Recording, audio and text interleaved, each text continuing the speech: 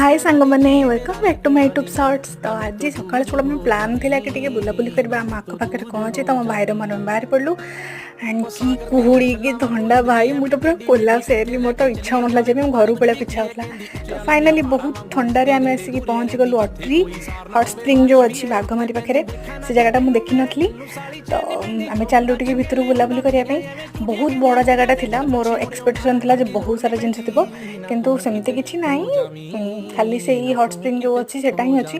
आम से पानीटा भाविली कि ठंडा थी मुझे सडन चाहिए गोड़टा पूरी देली पानी में। भाई साहब की गरम से पानी मो पाद पोड़ी गला एकाथरे। तापर जने भाई मत कहले कि टिके बुड़े रखली एटा स्किन डिजीज भल करे।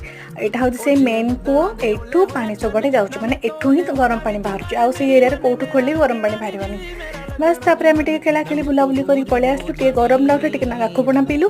आज ये वीडियो केमती निश्चय thank you for watching. Okay bye.